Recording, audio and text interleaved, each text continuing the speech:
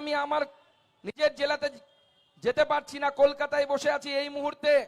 আমার জেলায় হরিরামপুর বলে একটি জায়গা আছে, সেইখানে আদিবাসী ভাইয়েরা আমাদের পথ অবরোধ করে আটকে রেখেছে। কেন? একটি আদিবাসী মেয়ে এবং মাইনর মেয়ে, প্রাপ্তবয়স্ক নয়, তাকে তৃণমূল কংগ্রেসের বুথ সভাপতি সে রেপ করেছে, তাকে ধর্ষণ করেছে। মুখ্যমন্ত্রী বীরবাহা হাসদাকে পাঠিয়েছিলেন, যাও আদিবাসীদের সাথে কথা বলো। বীরবাহা হাসদা পৌঁছতে পারেননি, কারণ আদিবাসী সমাজ বলেছে যদি বীরবাহা এখানে আসে তাহলে আমরা বীরবাহার গাড়ি আগুন দিয়ে জ্বালিয়ে দেব, বীরবাহাকে এখানে ঢুকতে দেব না, বীরবাহাকে এখানে থাকতে দেব না। This is the mood of the nation. দিদি, কোন কোন টিভি চ্যানেল, সর্বভারতীয় টিভি চ্যানেল প্রোগ্রাম করে রাত্রি 9টার সময়, মুড অফ দ্য নেশন। আমি পরিষ্কার বলে দিতে চাই, দেয়াল লিখন পড়ুন, মাননীয় মুখ্যমন্ত্রী, এটাই হচ্ছে মুড অফ দ্য স্টেট। এই রাজ্যের মুড বলছে মমতা বন্দ্যোপাধ্যায় যাচ্ছে, এই বাংলার মানুষের অত্যাচারের দিন শেষ হচ্ছে। আপনি বুঝতে পারছেন না, আপনি মেঘের আড়ালে লুকিয়ে থাকলেন। ছেলেরা যখন নবান্ন অভিযান করলো, ছাত্র নবান্ন অভিযান করলো, মানলেন, অ্যারেস্ট করলেন, আমরা বন্ধ দেখলাম। আর সন্ধ্যেবেলা আমি নিজে নেতৃত্ব দিয়ে লালবাজার অভিযানে গেলাম, কেন্দ্রীয় মন্ত্রী উপস্থিত, সাংসদ উপস্থিত, বিধায়ক উপস্থিত। আমরা অবাক হয়ে যাই দেখে। সেই সময় কোন রকম সাবধানতা অবলম্বন না করে পুলিশ কাঁদানে গ্যাসের সেল মারলো। আমরা অসুস্থ হলাম, আমি সাময়িকভাবে অসুস্থ হয়ে গেছিলাম। যাই হোক, সৌভাগ্যবশত হসপিটাল যেতে হয়নি, পার্টি অফিসে গিয়ে সুস্থতা বোধ করি। আর যখন দেখবেন যে এই পুলিশ কতটা এক চোখা, কোন দেখবেন অভিষেক ব্যানার্জি এখান দিয়ে যাচ্ছে। আমার নিজের অভিজ্ঞতা আছে, 19 সালে আমি তখন সাংসদ হয়েছি, আমি বাগডোগরায় গেছি এয়ারপোর্টে ফ্লাইট ধরবো বলে। আপনারা জানেন প্রত্যেকটি বিমানবন্দরে ভিআইপি লাউঞ্জ থাকে। বাগডোগরার দুটো ভিআইপি লাউঞ্জ আছে, একই করিডোরের দুপাশে, এপাশে বাঁ পাশে এবং ডান পাশে। অভিষেক ব্যানার্জি ওখানে আসবেন বলে অন্য একজন সাংসদকে দুটোর মধ্যে একটা ভিআইপি লাউঞ্জে বসতে দেওয়া হচ্ছে না। এমন মনে হচ্ছে যে সুকান্ত মজুমদার বুঝি অভিষেক ব্যানার্জিকে দেখলে পরে তার দিকে ঝাঁপিয়ে পড়ে কামড়ে দেবে। মুখ্যমন্ত্রী, আমরা কামড়াই না, আমরা ফোঁস করি না, আপনি ফোঁস করেন, কারণ আপনার অন্তরে বড় বিষ। আমাদের অন্তরে বিষ নেই। আমরা ব্যক্তিগত শত্রুতায় বিশ্বাস করি না, আমরা নীতিগত বিরোধিতায় বিশ্বাস করি।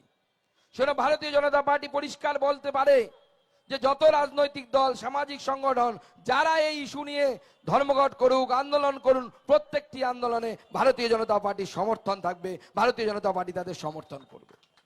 এটা ভারতীয় জনতা পার্টি পারে, অন্যরা পারে না। তারা ভয় পায় ভোট ব্যাংক যদি চলে যায়। ভারতীয় জনতা পার্টি ভোট ব্যাংকের রাজনীতি করে না, ভারতীয় জনতা পার্টি নীতির রাজনীতি করে, এবং আমাদের নীতি লাউড এবং ক্লিয়ার। আমরা পরিষ্কার করে বলতে চাই যে এটা কোনো পৃথক একটি ধর্ষণের ঘটনা বা ধর্ষণ খুনের ঘটনা নয়। যেটা আমি বললাম, বিগত 72 ঘন্টায় 6টি ধর্ষণ হয়েছে, তার মধ্যে আদিবাসী থেকে শুরু করে মাইনরের সংখ্যা 5টি। এটা ল অ্যান্ড অর্ডার ডিসপিউট না, ললেসনেস না, পুরো আইন ব্যবস্থা পশ্চিমবঙ্গের ভেঙে পড়েছে। মহিলা কমিশন কোথায় খুঁজে পাবেন না, তারা এসি রুমে বসে থাকে। আজকে আমাদের মহিলা নেত্রীরা সেই অফিসে গেছিল আজকে তালা লাগাবে বলে। এরকম কমিশন থেকে লাভ কি? যারা শুধু কমিশন খেতে ব্যস্ত, কমিশনের কাজ করতে ব্যস্ত না, এরকম মহিলা কমিশন থাকার দরকার নেই। সেজন্য আমাদের মহিলা মোর্চার নেত্রীরা গিয়ে প্রতীকী সেই মহিলা কমিশনে গিয়ে তালা লাগিয়ে এসেছে। এইরকম বাজে একটা মহিলা কমিশন না থাকার থেকে না থাকা ভালো। না रहेगा বাস, না रहेगी বাঁশুরি। এরকম মহিলা কমিশন থাকার দরকার নেই। এরকম পুলিশ থাকার দরকার নেই যে পুলিশ খুঁজে বেড়াবে যে কোনোভাবে বাঁচানো যায় কিনা। আজকে একের পর এক যে বিস্ফোরক তত্ত্ব উঠে আসছে, একের পর এক বিস্ফোরক ভিডিও বেরোচ্ছে, আজকে ভাবতে অবাক লাগে যে আমাদের একজন পুলিশ অফিসার, মহিলা অফিসার, তাকে প্রেস কনফারেন্স করতে পাঠানো হয়েছে। সে বলছে মহিলার যিনি নির্যাতিতা, যার মৃত্যু ঘটেছে, রেপ এবং মার্ডার হয়েছে, তার গায়ের চাদরের রং কি এখনো পর্যন্ত আমাদের পশ্চিমবঙ্গের পুলিশ ঠিক করে বলতে পারল না। কখনো শোনা যাচ্ছে লাল রঙের ছিল, কখনো পুলিশ বলছে নীল রঙের ছিল, আর মা বাবা বলছেন না সবুজ রঙের চাদর ছিল। পরে দেখা গেল ফটো বেরিয়ে গেল সবুজ রঙের চাদর। এত চাদরের রং পরিবর্তন হচ্ছে কি করে মিনিটে মিনিটে? আমরা সবাই অবাক হয়ে যাচ্ছি, নাকি এই চাদর দিয়ে অন্য কিছু ঢাকার চেষ্টা হচ্ছে? আমরা অবাক হয়ে গেলাম। স্টিং অপারেশন বেরোলো, সেই স্টিং অপারেশনে একজন মহিলা ডাক্তার, যিনি সেই পোস্টমর্টম টিমের অংশ ছিলেন, আমার কাছে খবর আছে দুজন মহিলা ডক্টর তারা পোস্টমর্টম টিমের অংশ ছিলেন, দুজন মহিলা ডক্টর। পোস্টমর্টম রিপোর্ট যেটা ঘুরে বেড়াচ্ছে, আপনারা যদি ভালো করে দেখবেন, লাস্ট লাইনে লেখা আছে forceful piercing of vaginal part has been recorded. Bangla মানে জোর করে যৌনাঙ্গের ভিতরে প্রবেশ করানো হয়েছে। ভাষা সরকারি ভাষা বা ডাক্তারি ভাষা এইভাবে লেখে, যে কথাটির মানে হচ্ছে রেপ হয়েছে। আমার কাছে স্পষ্ট খবর আছে সন্দীপ ঘোষ অ্যান্ড কোম্পানি এই লাইনটা কেটে দিতে, এই লাইনটা বাদ দিতে বলেছিল পোস্টমর্টম থেকে। আমি ধন্যবাদ জানাই, কুর্নিশ জানাই সেই মহিলা দুই ডাক্তারকে, যারা বলেছিলেন যে এই দুই লাইন যদি না থাকে, এই লাইন যদি না থাকে আমরা এই পোস্টমর্টমে সাইন করব না। সেই জন্য তারা বাধ্য হয়েছিল এই লাইনটা রাখার জন্য, নাহলে ওই লাইনটাও থাকতো না, ওই লাইনটাও থাকতো না। আজকে আমরা অবাক হয়ে যাচ্ছি যে মেডিকেল সায়েন্স বা হেলথ ডিপার্টমেন্ট, যে হেলথ ডিপার্টমেন্টকে সব থেকে মানুষের জীবনের সব থেকে গুরুত্বপূর্ণ জায়গা, সেই জায়গায় মাননীয় মুখ্যমন্ত্রী এক ডাক্তার যিনি তার খুব কাছের বলে ডক্টর এসপিডি, তাকে বলে দিয়েছেন তুমি যেমন তেমন করে লুটে পুটে খা। বাংলার মানুষের ভবিষ্যৎ, বাংলার মানুষের স্বাস্থ্য সর্বতভাবে শেষ। আজকে অনেক তথ্য উঠে এসে আসছে। আপনি যান কোনো হসপিটালে, কোনো মেডিকেল কলেজে, আপনার পরিবারের যদি কেউ মারা যায়, কোনো দুর্ঘটনায় মারা যায়, তার পোস্টমর্টম হবে। পোস্টমর্টম হওয়ার পর ডোম আপনার কাছে আসবে, এসে বলবে পোস্টমর্টম হয়ে গেছে, নিয়ে চলে যান। আপনি গিয়ে দেখবেন গোটা বডিটা খোলা আছে, পেটটা কাটা, মাথাটা ফাটানো, যেরকম পোস্টমর্টমে হয়। বলে কেন? বলছেন আমাদের তো পোস্টমর্টম করা কাজ, সেলাই করা তো কাজ না। তাহলে কি করতে হবে? সেলাই বাড়ির লোক করতে পারবে? বলে না, বলে আমরাই করব। তাহলে কি করতে হবে? 5,000 টাকা দিতে হবে। রাজ্য ভেদে, রাজ্যের জেলা ভেদে এই রেট 4,000 থেকে 5,000 টাকা করে নেওয়া হয়। সেই টাকার ভাগ কি শুধু সেই তারা যারা সেলাই করে তারা পায়? তারা পান? তারা পান না। এই গোটা রাজ্য জুড়ে যে নেক্সাস তৈরি হয়েছে, যে চক্র তৈরি হয়েছে, যে দুষ্ট চক্র তৈরি হচ্ছে, সেই দুষ্ট চক্রে সবাই ভাগ পায়। সেই টাকা কালীঘাট পর্যন্ত আসে, সেখানে গিয়ে পৌঁছয় এই টাকা। মানুষ মারা গেলেও শান্তি নেই, মারা গেলে পরে তারপরেও সেখানেও দালালি, সেখানেও কাটমানি, সব নিয়ে মুখ্যমন্ত্রী এবং তার দলবল বসে আছেন। মাননীয় মুখ্যমন্ত্রী অনেক দিন পর, মেঘের আড়ালে থাকার পর একবার মিছিল করেছিলেন, ধর্ষিতার সাজা চায়, ধর্ষিতার ফাঁসি চায়, এসব বললেন। বলে টলে তারপরে ঘরের ভিতরে ঢুকে গেলেন। হঠাৎ করে ছাত্রদের সমাবেশে এসে উপস্থিত হলেন। আমি জানি না ছাত্রদের সমাবেশে যে দুজন ব্যক্তি দিচ্ছে, বাংলার শিক্ষা ব্যবস্থা এ থেকে বোঝা যায় তৃণমূল কংগ্রেসের ছাত্র পরিষদের প্রতিষ্ঠা দিবস পালন হচ্ছে। আমার একজন পূর্ববর্তী বক্তা বলেছেন যেটা তৃণমূল কংগ্রেসের প্রতিষ্ঠা দিবস হতে পারে না, এটা কংগ্রেসের প্রতিষ্ঠা দিবস, কংগ্রেস ছাত্র পরিষদের প্রতিষ্ঠা দিবস। আমি তাকে পরে বলবো, দাদা তৃণমূল প্রতিষ্ঠা দিবস পালন করে, কারণ এটা চোরেদের দল, চুরি ছাড়া তারা টিকতে পারে না। প্রতিবদ্ধ কিয়া আমি একবার বলেছিলাম, ভোট বাক্স কেন এরা লুট করে, বাক্স দেখলেই লুট করতে শুরু হয়ে যায়। আমি ভাবলাম যে ছাত্র সমাবেশ হবে, জ্ঞানী গুণী ব্যক্তিরা ভাষণ দেবে, টিভিতে দেখতে পেলাম ছাত্র সমাবেশ হচ্ছে, তৃণমূল কংগ্রেসের প্রতিষ্ঠা দিবস পালন হচ্ছে। দুজন ব্যক্তি মুখ্য বক্তা, একজনকে যিনি জালি পিএইচডি করেছেন বিদেশ থেকে, তার নাম মমতা বন্দ্যোপাধ্যায়। জালি পিএইচডি কি একটা ইউনিভার্সিটির নাম জোগাড় করেছে, east Georgia university. East Georgia university থেকে জালি পিএইচডি। আর তার ভাইপো ভাষণ দিচ্ছে, যিনি জালি এমবিএ করেছে দিল্লির একটি কলেজ থেকে। পরবর্তী সময় প্রমাণ হয়েছে বাংলার ছাত্র সমাজের আদর্শ কোনো একজন জালি পিএইচডি ধারী বা জালি এমবিএ ধারী হতে পারে না। বাংলা সমাজের আদর্শ বিবেকানন্দ হতে পারে, নেতাজি সুভাষচন্দ্র বোস হতে পারে, অন্যরা হতে পারেন, কিন্তু আপনারা হতে পারেন না। আর সেখানে এলেন, ছাত্রদের ভবিষ্যৎ কি, এসএসসি কি, শিক্ষা কি হবে, উচ্চ শিক্ষায় new education policy, national education policy implement হবে কিনা, কোনো কথা আপনার মুখে নেই। শুধু বুক ভরা বিষ আর ফোঁস ফোঁস ফোঁস ফোঁস করে যাচ্ছে। প্রধানমন্ত্রীকে গালি দিচ্ছে, বলছে আমরা আইন আনবো, 15 দিনের মধ্যে সাজা দেওয়ার ব্যবস্থা করব। দিদিমণি সেই রাজার গল্পটা মনে আছে তো? রাজার একটা পোষা বাদর ছিল, বাদরের হাতে রাজা তরোয়াল দিয়ে দিয়েছে, বলছে যে তুই পাহারা দে। এবার রাজা ঘুমোচ্ছে, রাজার নাকের উপরে মাছি বসেছে, বাদর মেরেছে এক কোপ, মাছি তো উড়ে পালিয়ে গেছে, রাজার নাক কাটা গেছে। আইন হচ্ছে সেই তরোয়ালের মতো, আইন আছে, শক্তিশালী আইন ভারতবর্ষের আছে, আইনটা প্রয়োগ হবে কিনা নির্ভর করে আইনটা কার হাতে আছে। আপনার হাতে থাকলে ওই আইন কোনো প্রয়োগ হবে না। আইন আছে তো, ফাঁসিরও ব্যবস্থা আছে। আমি প্রশ্ন করতে চাই মাননীয় মুখ্যমন্ত্রী, এখন আপনি ডেট দিচ্ছেন 15 দিনে ফাঁসি দিব, 30 দিনে ফাঁসি দিব, যেন মনে হচ্ছে যেরকম খাবার হোম ডেলিভারি হয় 30 মিনিটের মধ্যে পিজা বাড়িতে পৌঁছে যাবে, সেরকম 15 দিনের মধ্যে ফাঁসি, মমতার গ্যারান্টি, নালে টাকা ফেরত। সেই রকম মনে হচ্ছে শুনতে আমাদের। কিভাবে দেবেন? আইনটা কিভাবে তৈরি হবে? হয় 15 দিনে। আপনি বলছেন আপনি লয়ের ছাত্রী, আপনি ল পড়েছেন, আমার সন্দেহ হয়। আমি ল পড়িনি, আমি বোটানির প্রফেসর, আমি বোটানি পড়েছি, কিন্তু এই রাজনীতিতে থাকতে থাকতে 5 বছর সাংসদ থাকতে থাকতে যতটুকু শিখতে পেরেছি, যতটুকু বুঝতে পেরেছি, 15 দিনে যদি কাউকে ফাঁসি দেওয়ার চেষ্টা করেন কোনো ধর্ষণের অপরাধীকে, সেটা ফাঁসি দেওয়া সম্ভব নয়, কারণ ওই 15 দিনের মধ্যে প্রতিষ্ঠা করাই যাবে না যে কে দোষী আর কে দোষী নয়। ভারতবর্ষের আইন তাই বলছে। আপনি বলছেন আপনি 15 দিনে ফাঁসি দেবেন, নরেন্দ্র মোদী তো আপনাকে 127 খানা ফাস্ট ট্র্যাক কোর্ট খুঁড়তে বলেছিল, টাকা পাঠিয়েছিল। ফাস্ট ট্র্যাক কোর্টের নিয়ম হচ্ছে 60% টাকা কেন্দ্র দেবে, 40% টাকা দেবে রাজ্য। আপনাকে সেই ব্যবস্থায় পরিকাঠামোর জন্য সেটাও দিতে দেবে বলেছিল। 20 খানা পস্কো কোর্ট, 123 খানা ফাস্ট ট্র্যাক কোর্ট। আপনি কটা খুলেছেন? কটা ফাস্ট ট্র্যাক কোর্ট চলছে? ফাস্ট ট্র্যাক কোর্টে কতজনকে ফাঁসি দিয়েছেন 15 দিনের প্যাকেজে? একজনকেও আপনি দিতে পারেননি, একটিও ফাস্ট ট্র্যাক কোর্ট চালাতে পারেননি। তার পরিবর্তে আপনি কি করেছেন? কামদুনি কাণ্ড, মেয়েটিকে মার্ডার করে, রেপ করে 2 পা ধরে ছিঁড়ে ফেলা হয়েছিল। তারপর তার অপরাধীরা ধরা হলো। আমাদের কামদুনি, টুম্পা, কয়াল এবং অন্যান্যরা, মৌসুমী, এরা সব আন্দোলন করলেন। টিভিতে সবাই কামদুনি কামদুনি করতে শুরু করলো। বিজেপিও সেই সময় আন্দোলন করেছিল। নিচু আদালতে 3 জন সাজা পেয়ে গেল, আমরা সবাই ভুলে গেলাম, বাহ খুব ভালো হয়েছে, সাজা হয়েছে, হাততালি দাও, মমতা ব্যানার্জিকে সবাই ভোট দাও। তারপরে খেলা শুরু হলো। মুখ্যমন্ত্রী বলেন খেলা হবে, খেলা হবে, খেলা হবে। পরে খেলা শুরু হলো যখন সেই অপরাধীদের কেস কলকাতা হাইকোর্টে এলো, 3 জন বেকসুর খালাস। কেন?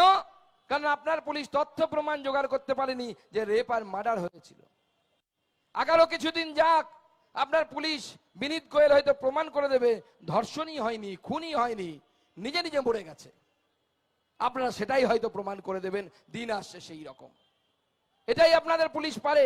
সেটা আইন বানানোটা বড় কথা নয় মুখ্যমন্ত্রী, আইনটা কিভাবে ইমপ্লিমেন্ট করতে হবে, কিভাবে ধরাতলে আনতে হবে, that is the most important part.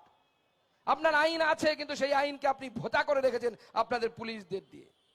আর কি বলছেন? যে আপনাকে নাকি অনেক গালিগালাজ করা হয়েছে। আমরা ব্যক্তিগতভাবে কাউকে গালিগালাজ করি না। আর বলছেন রামকৃষ্ণ দেবের কথা শুনিয়ে বলছেন তোমরা ফোঁস করো, কামড়াবে না, ফোঁস করো। মাননীয় মুখ্যমন্ত্রী, আপনি ফোঁস করার কথা বলছেন।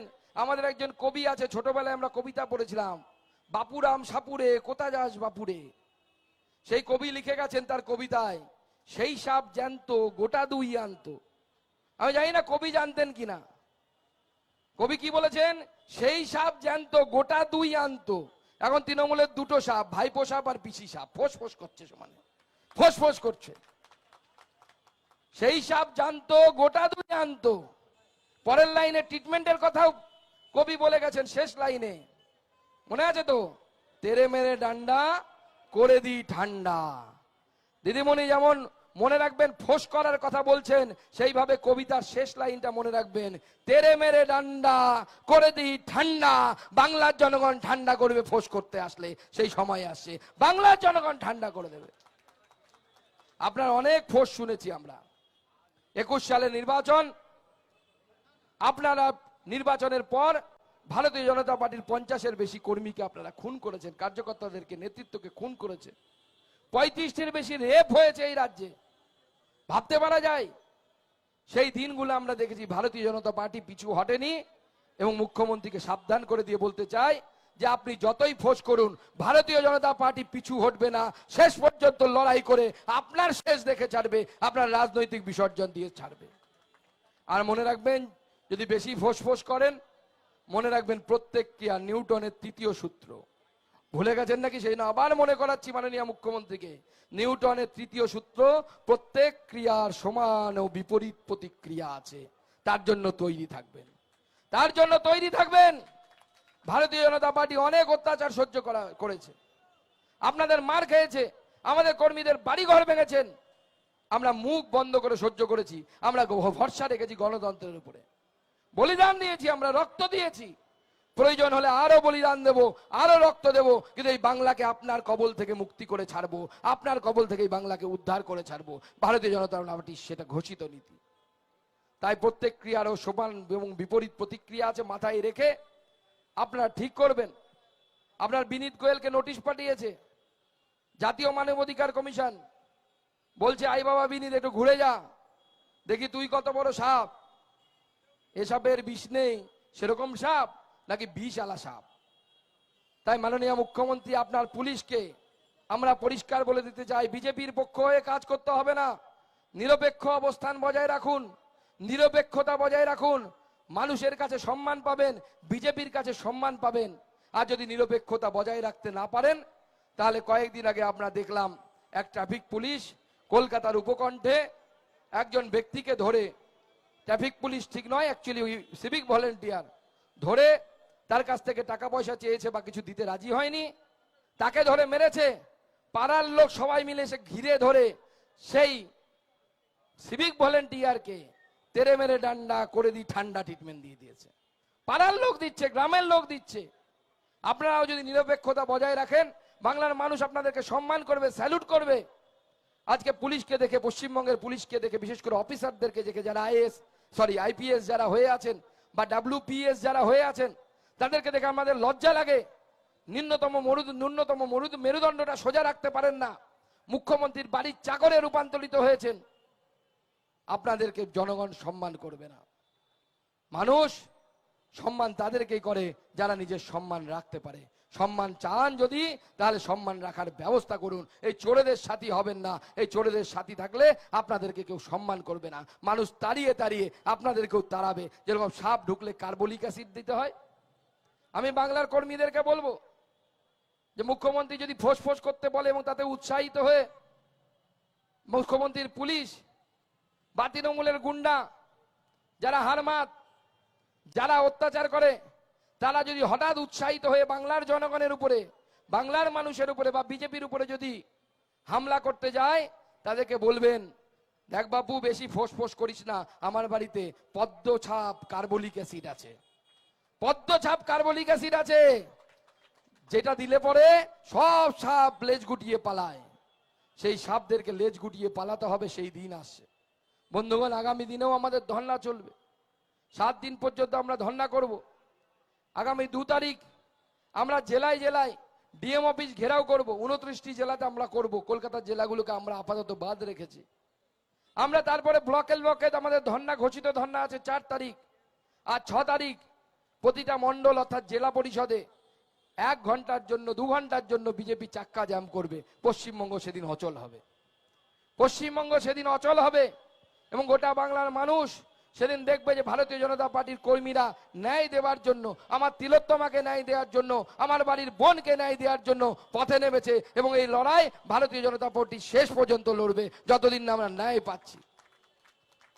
আমার প্রশ্ন একটাই, অনেকে বলছেন যে দিয়ে দাদা অপরাধীদেরকে ধরে ফাঁসি দিয়ে দিন, ন্যায় হয়ে যাবে। না, সেটা ন্যায় না। প্রথম প্রশ্ন, এই ধরনের ঘটনা ঘটলো কেন? অভিষেক বন্দ্যোপাধ্যায় গোটা দেশে 3 মাসে না কত দিনে, 90 দিনে গোটা ভারতবর্ষে 900 খানা রেপের ঘটনা তিনি টুইট করেছেন, বলেছে যে 900 খানা রেপ ঘটেছে গোটা দেশে। আমি অভিষেক বন্দ্যোপাধ্যায়কে সাংবাদিকদের মাধ্যমে চ্যালেঞ্জ করেছিলাম, আবার চ্যালেঞ্জ করছি, যে এই 900টা ঘটনার মধ্যে আরজি করের ঘটনার যে ক্যারেক্টারিস্টিক আছে, যে বৈশিষ্ট্য আছে, সেই বৈশিষ্ট্যগুলো মেলে এরকম একটি রেপের ঘটনা গোটা ভারতবর্ষ জুড়ে দেখিয়ে দিন। আমি প্রথম দিন থেকে বলছি, আরজি করের এই রেপ এন্ড মার্ডারের ঘটনা, it is a unique, unique incident. কেন? রাজ্যের রাজধানী কলকাতা, কলকাতার মধ্যে হার্ট অফ দ্য টাউন ইংরেজিতে যাকে বলে, অর্থাৎ শহরের কেন্দ্রস্থলে একটি সরকারি মেডিকেল কলেজে অর্থাৎ গভর্নমেন্ট প্রেমিসেসের ভিতরে সরকারি ডিউটিরত অবস্থায় একজন মহিলা ধর্ষিতা হচ্ছে। শুধু ধর্ষিতা নয়, ধর্ষণ এবং মার্ডার করা হচ্ছে। সেই জন্য এটা শুধুমাত্র একটি ধর্ষণ, সাধারণ ধর্ষণ এবং মার্ডারের ঘটনা না। এই ঘটনা প্রমাণ করছে যে এই রাজ্যের আইন ব্যবস্থা, আইন শৃঙ্খলা সম্পূর্ণরূপে ভেঙে পড়েছে, এবং তার জন্য যদি কেউ দায়ী থাকে, তার জন্য দায়ী হচ্ছে মমতা বন্দ্যোপাধ্যায়। তিনি দায়ী, আপনাকে রেসপন্সিবিলিটি নিতে হবে। আমি অভিষেক বন্দ্যোপাধ্যায়কে আবার বলছি এই মঞ্চ থেকে, আপনি গোটা ভারতবর্ষ খুঁজে এই যে 4টে বৈশিষ্ট্য বললাম, ক্যারেক্টারিস্টিক্স বললাম, স্যালিয়েন্ট ফিচার বললাম এই ঘটনার, এই 4টি বৈশিষ্ট্য খুঁজে এই 900টা ঘটনার মধ্যে একটা ঘটনা খুঁজে বের করে আনুন। আপনি পারবেন না, কারণ রেপ হয়েছে, এটা অন্যান্য জায়গাতে হয়েছে, আমরা অস্বীকার করছি না। অপরাধীদেরকে ধরা হচ্ছে, কোথাও অপরাধীদের বাড়ির উপরে বুলডোজার চলছে, কোথাও অপরাধীদের এনকাউন্টার করা হয়েছে। পশ্চিমবঙ্গ একমাত্র রাজ্য যেখানে অপরাধীদেরকে বাঁচানোর জন্য মুখ্যমন্ত্রী থেকে শুরু করে, তার সিপি থেকে শুরু করে, তার ডিজিপি থেকে শুরু করে সবাই প্রাণপাত করে যাচ্ছে যে বাঁচাতেই হবে, বাঁচাতেই হবে, সন্দীপ ঘোষকে বাঁচাতে হবে। আমি জানি না সন্দীপ ঘোষের মধ্যে কি এমন মধু লুকিয়ে আছে, তাকে বাঁচানোর জন্য গোটা পুলিশ প্রশাসন সবাই একত্রিত হয়েছে, মুখ্যমন্ত্রী পর্যন্ত একত্রিত হয়ে লড়াই করছেন যে সন্দীপ ঘোষকে বাঁচাতে হবে। আবার ভাইপো দেখলাম মঞ্চ থেকে বলছে যে সন্দীপ ঘোষকে ধরছে না কেন সিবিআই। আমি সেদিনও বলেছি, আবার বলছি, কেন ধরছে না তার প্রশ্নটা আপনার পিসিকে করে আসুন। যে কোনো তদন্ত চলে হচ্ছে এভিডেন্সের উপরে, তথ্যের উপরে, প্রমাণের উপরে।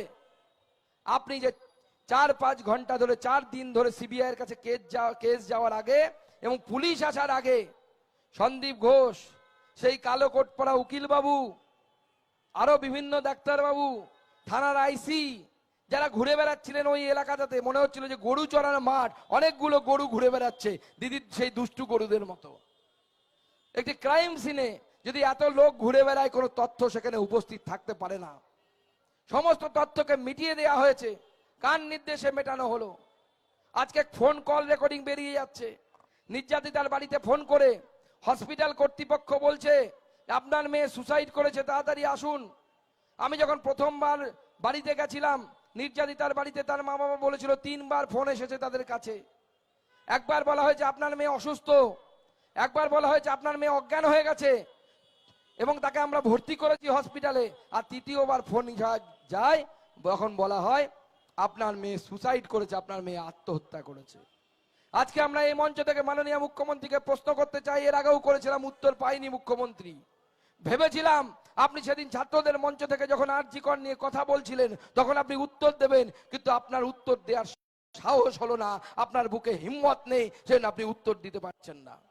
আপনি ভয় পাচ্ছেন যে সত্যটা যদি বেরিয়ে যায় তাহলে মুখোশটা খুলে যাবে, সাদা শাড়ি আর হাওয়াই চটির ব্র্যান্ডটা নষ্ট হয়ে যাবে। এই সাদা শাড়ির উপরে ছিটে রক্তের দাগ মানুষ দেখতে পাবে, যেটা বিজেপি দেখতে পাচ্ছে, যেটা আম জনতারা দেখতে পাবে। তাই আপনি ভয় দেখাচ্ছেন, ডাক্তারদের ভয় দেখাচ্ছেন, বাংলার মানুষকে ভয় দেখাচ্ছেন, প্রধানমন্ত্রীকে ভয় দেখাচ্ছেন, নরেন্দ্র মোদীকে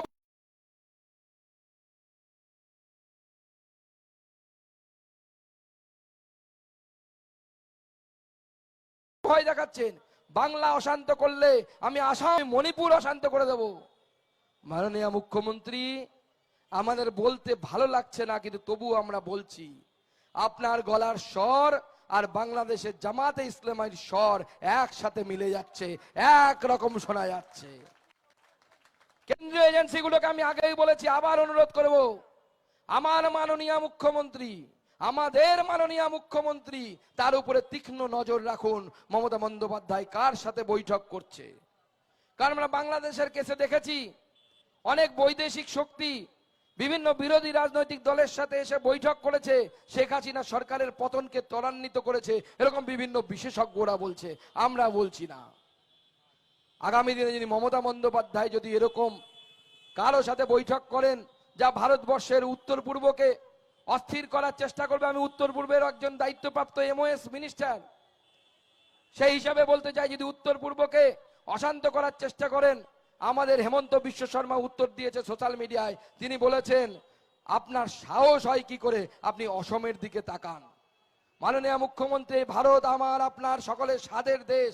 এই দেশের অখণ্ডতাকে, এই দেশের মানচিত্রকে যদি আপনি পরিবর্তন করতে আসেন, তাহলে আপনার দলের মানচিত্র আমরা পরিবর্তন করে দেব, আপনাকেও পর্যন্ত আমরা ছাড়বো না। ভারতীয় জনতা পার্টি সেই লড়াই করবে। ভারতের উপরে কোনো কিছু নেই। তাই বন্ধুগণ, আমাদের মাননীয় মুখ্যমন্ত্রীর এই ধমকানোতে চমকানোতে ভয় পাবেন না। সেই ডাক্তাররা, যারা ইন্টার্নরা, যারা আন্দোলন করছেন, তাদেরকে বলতে চাই, আপনারা হয়তো বিজেপি করেন না, কোনো অসুবিধা নেই, আপনারা নিরপেক্ষভাবে অরাজনৈতিক আন্দোলন করুন, আপনাদের সমর্থন জানাবো। এই অত্যাচারী শাসকের পতন অবশ্যম্ভাবী, এবং সেই পতন ভারতীয় জনতা পার্টি ত্বরান্বিত করবে এই ডাক দিয়ে আমি আমার এবং সেই পতন ভারতীয় জনতা পার্টি ত্বরান্বিত করবে এই ডাক দিয়ে আমি আমার বক্তব্য এখানেই শেষ করছি। বন্দে মাতারাম। ভারত মাতা কি, ভারত মাতা কি, ভারত মাতা কি। We want, we want justice, we want justice, we want justice, we want. Justice. ভয় পেয়েছে মমতা, ছাড়তে হবে ক্ষমতা। মনে থাকবে তো, ভয় পেয়েছে মমতা, ছাড়তে হবে ক্ষমতা, ভয় পেয়েছে মমতা, ছাড়তে হবে ক্ষমতা, ভয় পেয়েছে মমতা, ছাড়তে হবে ক্ষমতা, ভয় পেয়েছে মমতা, ছাড়তে হবে ক্ষমতা, ভয় পেয়েছে মমতা। ছাড়তে হবে ক্ষমতা। আর যদি সাপ ফোঁস করতে আসে, মনে থাকবে, তেরে মেরে ডান্ডা করে দেবো ঠান্ডা। করে দিই ঝান্ডা। যদিও কবি লিখেছিলেন, আপনারা করে দেবো ঠান্ডা বললেন, কোনো অসুবিধা নেই। কিন্তু এই সাপকে ঠান্ডা করতেই হবে, নাহলে বাংলার ভবিষ্যৎ ঠিক থাকবে না। এটুকু বলে আপনাদের সকলকে নমস্কার, পথ চলতি মানুষকে আমার নমস্কার জানিয়ে আমার বক্তব্য শেষ করছি। বন্দে মাতারাম। ভারত মাতা কি জয়। ধন্যবাদ মাননীয় রাজ্য সভাপতি ডক্টর সুকান্ত মজুমদার মহাশয়কে। এবার আপনাদের সামনে বক্তব্য রাখবেন আমাদের